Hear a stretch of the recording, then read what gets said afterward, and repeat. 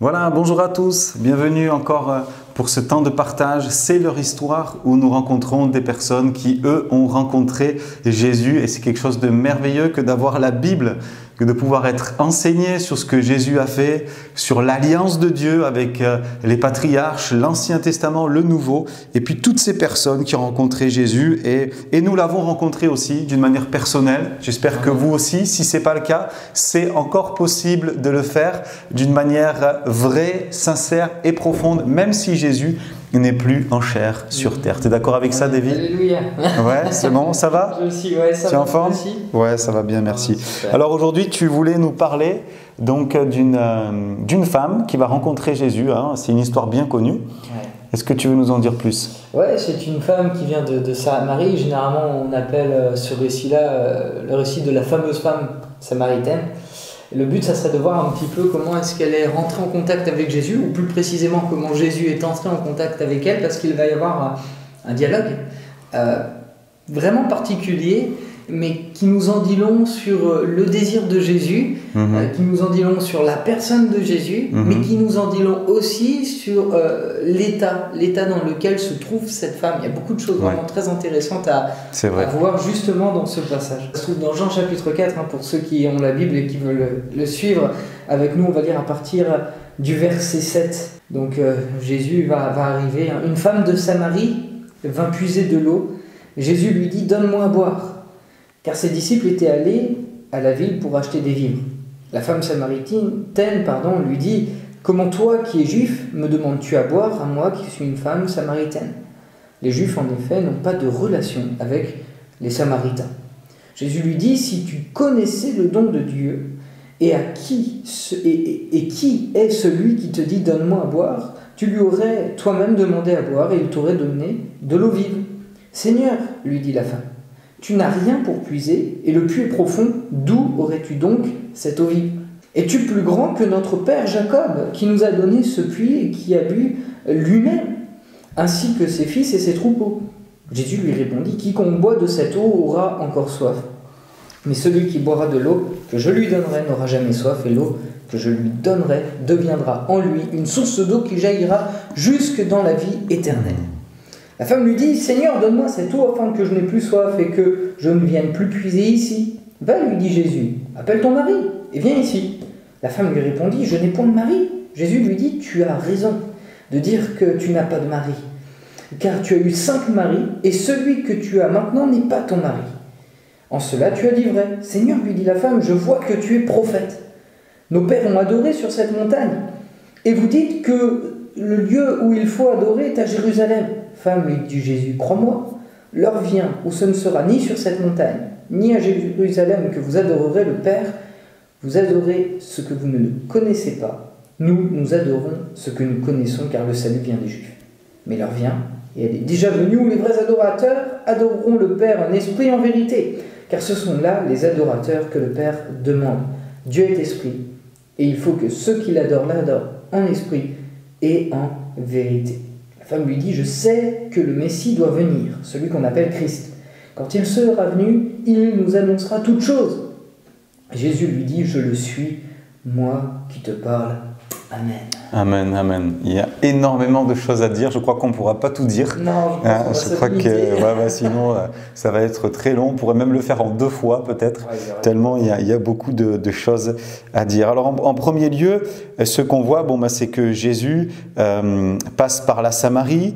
Jésus, nous ne l'avons pas lu, mais peut-être que si vous avez votre Bible ouverte, vous pouvez le voir à partir du verset 4. Et Jésus, donc c'est à peu près aux alentours de midi, la 6e heure, puisque le comptage des heures commence à partir de 6 heures du matin pour les Juifs. Donc il est là à midi, il est fatigué et il a soif. C'est l'heure la plus chaude du jour.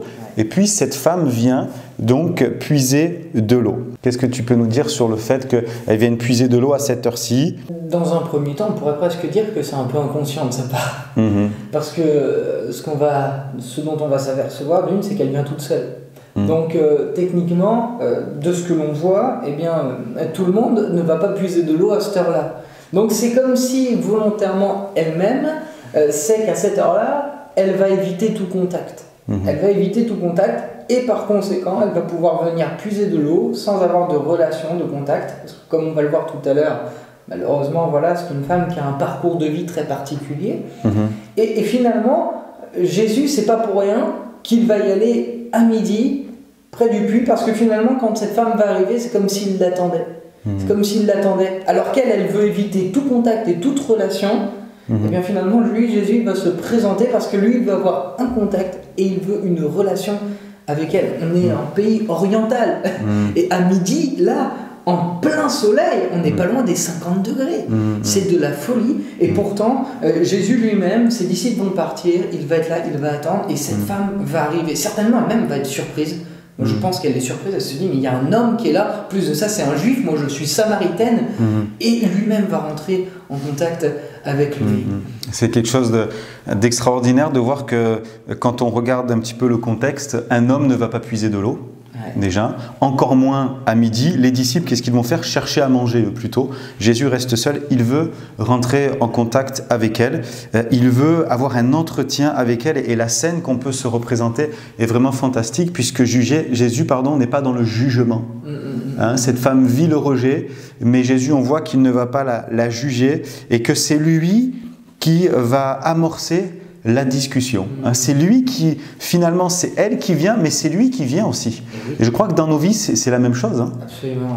Et des fois, on voudrait éviter un petit peu tout contact avec les gens parce qu'on peut sentir, comme tu en parlais tout à l'heure, le rejet. On peut passer par des temps difficiles où on se sent incompris. C'est peut-être votre cas, vous qui le vivez. Et finalement, c'est à ce moment-là où on essaie d'éviter un petit peu tout le monde que Jésus va arriver en se présentant lui-même. D'ailleurs, c'est ce qu'il va faire. Il va y avoir tout un dialogue, une conversation, parce que justement, il veut nous donner d'aller plus loin. Alors, on ne l'a pas lu, on va quand même en parler, mais il va amener cette femme beaucoup plus loin dans sa propre personnalité, mais aussi dans sa connaissance de Dieu et dans sa propre personne.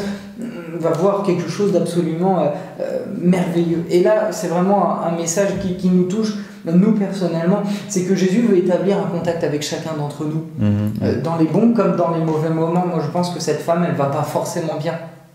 Si elle est toute seule, isolée, on pourrait presque peut-être parler même de dépression.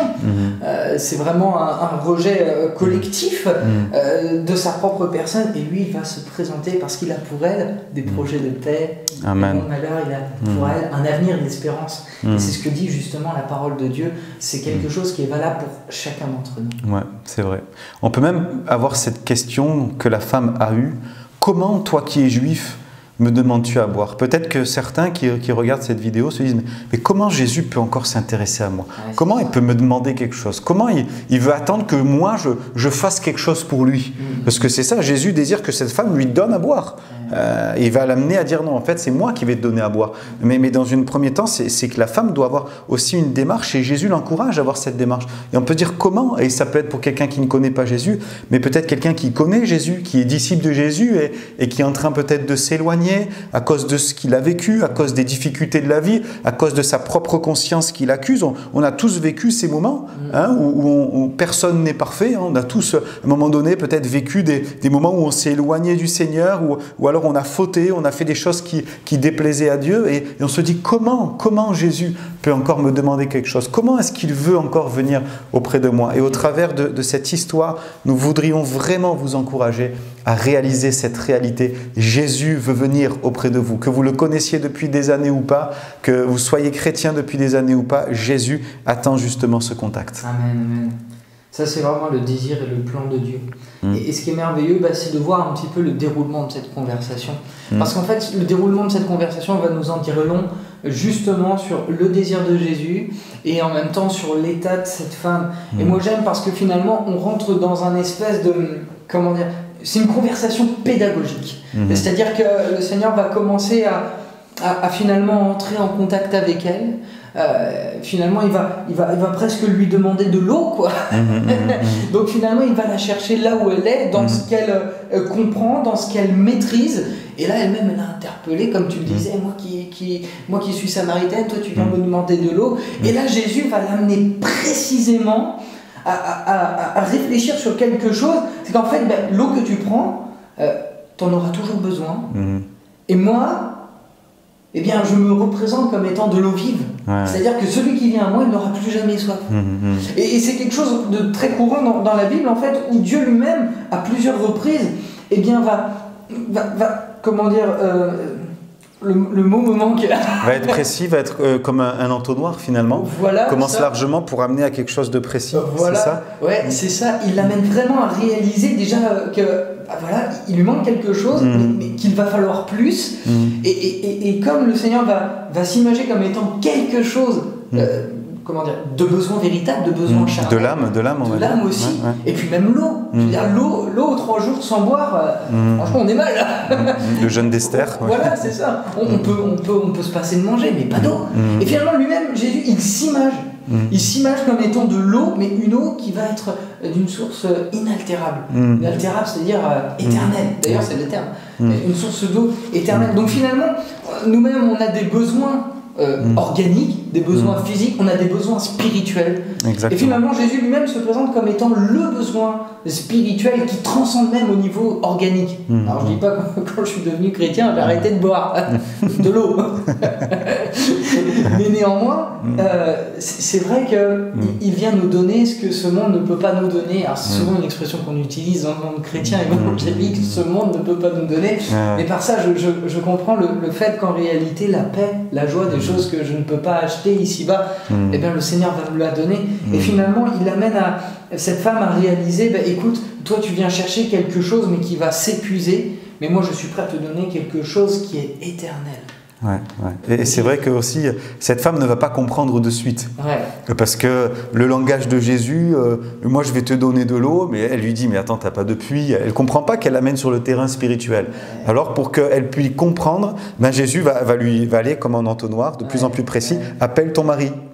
Il va rentrer un peu plus dans sa vie, non pas pour juger, pour condamner, mais pour mettre en lumière ce qui ne va pas. Et vraiment, le cœur de Dieu est là dans cette conversation. C'est un dialogue tellement important. Il y a des versets comme le Seigneur qui cherche des adorateurs en esprit et en vérité. Il y a de grandes révélations. Souvent, Jésus, il enseignait à la foule, mais il y a des révélations précises au un à un qui sont tout aussi importantes dans les évangiles. Et donc, il va l'amener sur le terrain de la compréhension spirituelle. Et je crois que c'est ce que le Saint-Esprit fait aussi, parce qu'on ne comprend pas tout comme ça. On a besoin aussi d'un cheminement pour aller sur les choses spirituelles, et on voit que c'est ce qui va se passer, comme tu dis, petit à petit, le Seigneur l'amène au travers de... D'ailleurs, ce qui est étonnant dans tout ça, je n'avais pas forcément fait attention, mais il va lui révéler, en moi tu vas trouver une source d'eau vive, il va commencer à l'amener à des questions, et même ces questions, elles sont très pertinentes. D'une, ça nous permet de savoir pourquoi elle vient finalement en plein midi.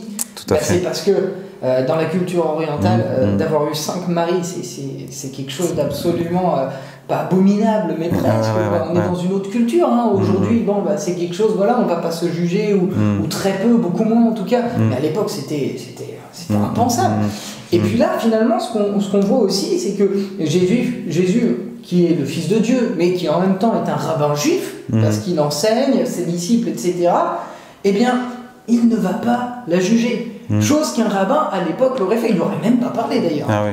Une Samaritaine déjà. En plus de ça, une Samaritaine, en plus de ça, qui vit dans le péché et qui a vécu des choses. Elle n'est pas mariée. On arrête tout ça. Mais Jésus ne va pas la juger. Et combien ça nous parle du fait que Jésus ne nous juge pas en fonction de ce que nous avons fait, mais justement, il veut nous donner une nouvelle chance. C'est quelque chose de merveilleux.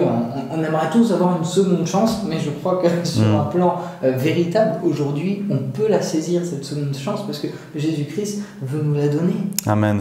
Amen. Moi, je voudrais préciser aussi une chose très importante, c'est que cette femme, aujourd'hui, si on devait transposer ce texte à notre contexte aujourd'hui, cette femme n'est pas chrétienne. Donc elle n'a pas connu Jésus encore. Et c'est important de ne pas être dans le jugement de ce qui s'est passé avant la conversion. Parce que parfois on ne fait pas le distinguo dans les églises. Ah, elle a été comme ceci, il a fait ceci, il a fait cela. Oui, mais il ne connaissait pas Jésus. Elle ne connaissait pas Jésus. Même si elle a eu 5 maris, elle ne connaissait pas Jésus. Après, quand on connaît Jésus, qu'on a une vie de disciple, c'est autre chose. La parole de Dieu nous cadre, le Saint-Esprit nous rappelle. Et puis on peut non pas juger dans dans le sens de condamner, mais la Bible dit que l'homme spirituel juge de tout. Donc on peut quand même dans le cadre de l'Église, dire voilà, il y a telle ou telle chose qui ne sont pas cohérents avec la parole de Dieu, parce que maintenant tu es enfant de Dieu. Mais pour l'heure, cette femme n'est pas enfant de Dieu.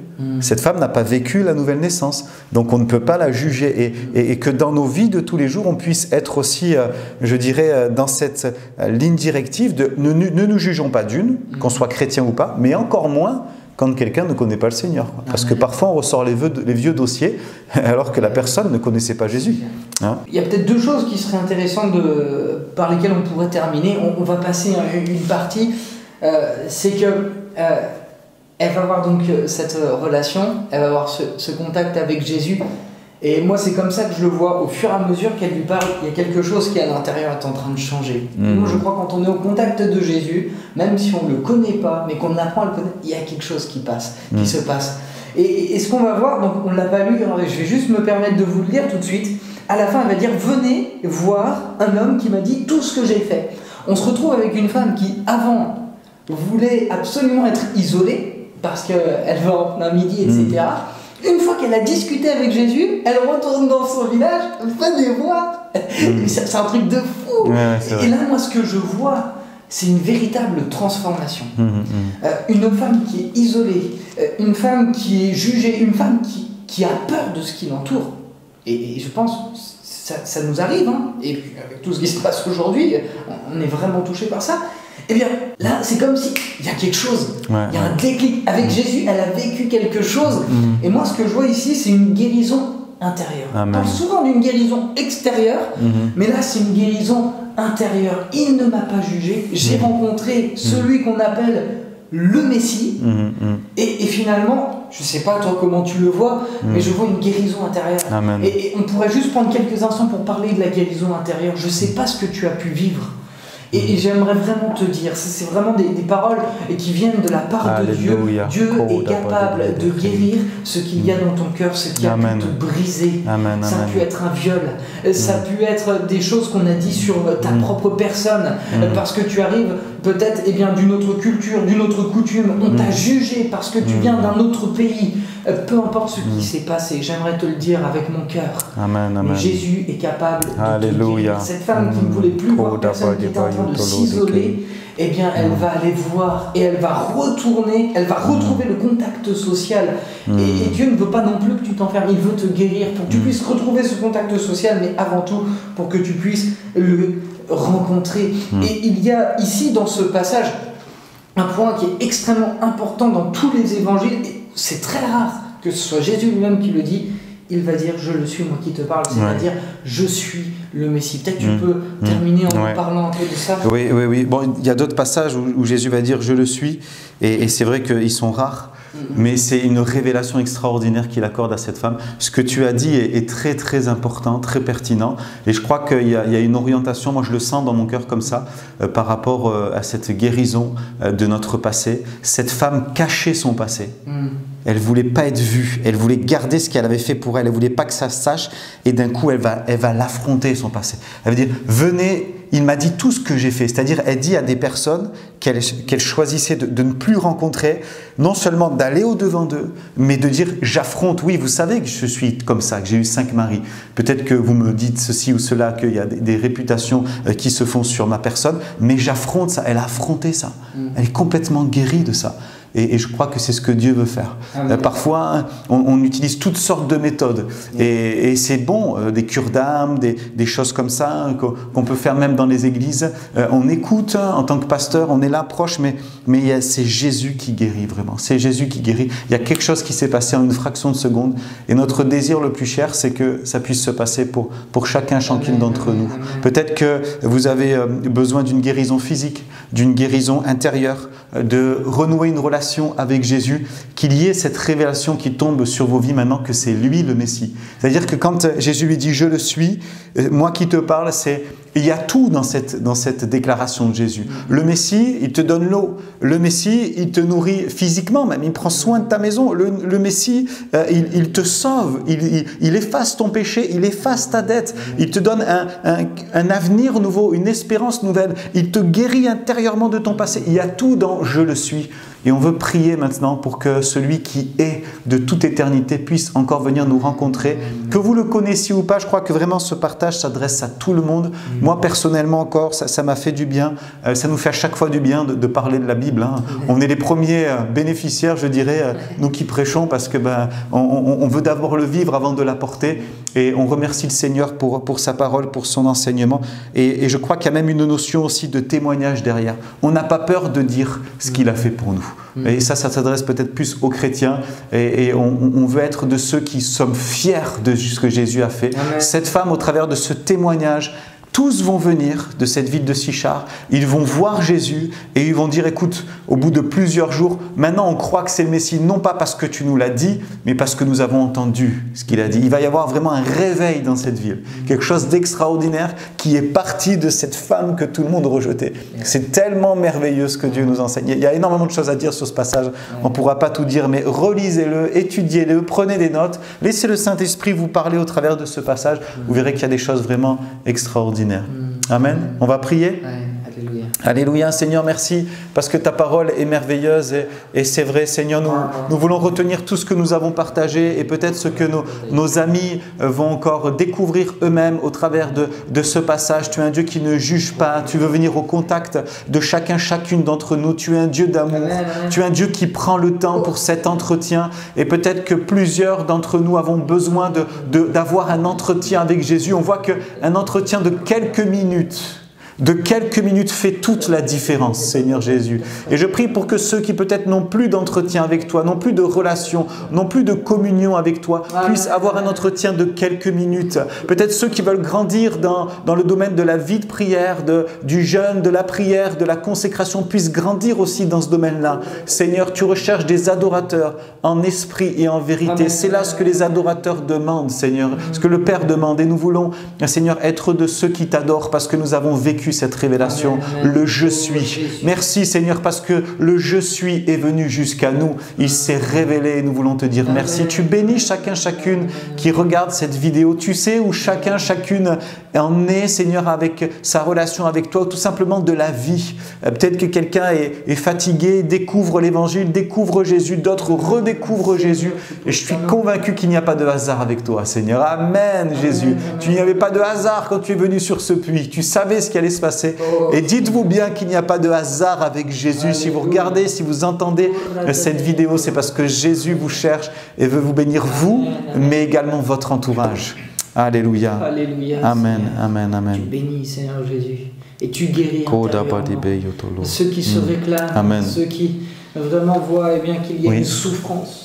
Tu es le Messie, tu es celui qui est loin de la part de Dieu, ton Père. Seigneur, vraiment, tu poses ta main, tu leur donnes de réaliser que le secours est en toi, Seigneur Jésus. Tu les bénis et tu leur donnes vraiment de vivre cette guérison aujourd'hui. Amen. Au nom de Jésus. Amen, amen, amen. Gloire à Dieu. Amen, amen. Je crois que Dieu va continuer son œuvre. Amen. Ouais, je ne sais pas, peut-être aujourd'hui quelque chose de particulier, mais je sens que Dieu vraiment est à l'œuvre. Hein. Comme à chaque fois, je dirais, mais parfois on le sent d'une manière différente aussi. Avec une direction. Ouais. Amen. Merci Davy pour ce passage. Alléluia. Voilà, on se retrouve donc demain matin à 9h en présentiel, vendredi. Hein, on est content, on vit vraiment des bons moments aussi, on est de plus en plus nombreux, donc n'hésitez pas à nous rejoindre. Et puis dimanche pour nos deux cultes, que Dieu vous bénisse. Likez cette vidéo si elle vous a fait du bien, ça remonte dans le fil d'actualité de YouTube, ça permet vraiment de bénir beaucoup de personnes, de la partager aussi, n'hésitez pas. Et nous vous souhaitons à toutes et à tous une bonne soirée.